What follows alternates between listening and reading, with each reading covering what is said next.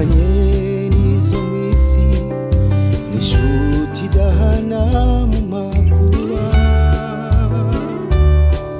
Hari ijambo yambwiye indemamo ibyiringiro nkakomezwa mu mutima. Abari ku manywa abari nijoro inshuti idahana mu makuba. Hari ijambo yambwiye wazaza kutujyana twibanire nawe mu mahoro.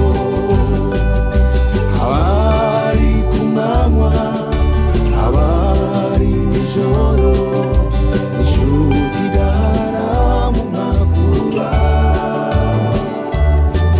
Hari ijambo yambwiye wazaza kutujyana twibanire nawe mu mahoro.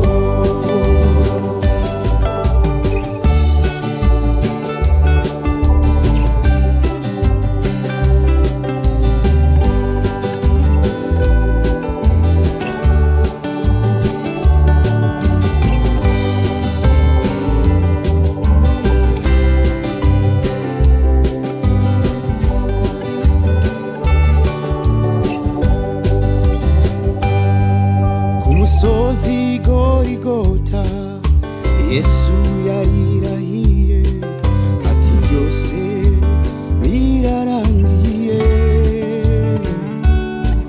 Isi hinda umushitsi kubw'ijambo ry'uwankunze kunesha kwanjye kwarabonetse. Umuntu ukingirije ahera watabutsemo kabiri abatindi duhabwa imbabazi. Uwasimbuye ibitambo ivuza indahiro nziza kunesha kwanjye kwarabonetse. Umuntu ukingirije ahera watabutsemo kabiri abatindi duhabwa imbabazi.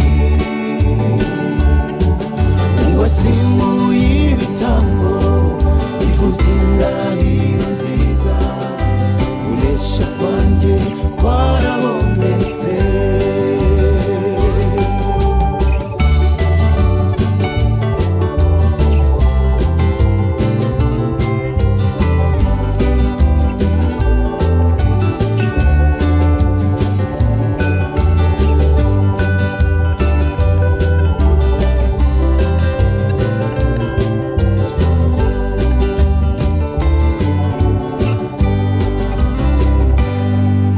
Abatambyi bari bashoreye ibitambo byo gutama ngo batambire ibyaha by'abantu.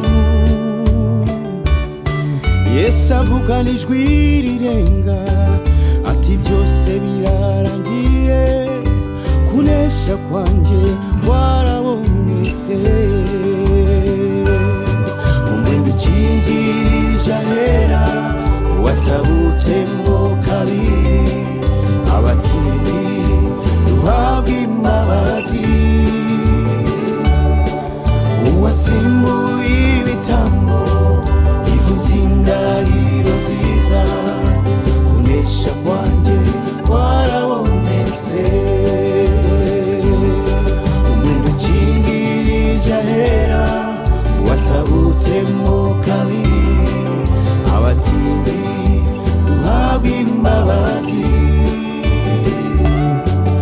Uwasimbuye ibitambo ivuza indahiro nziza kunesha kwanjye kwarabonetse. Umuntu ukingirije ahera watabutsemo kabiri abatindi duhabwa imbabazi.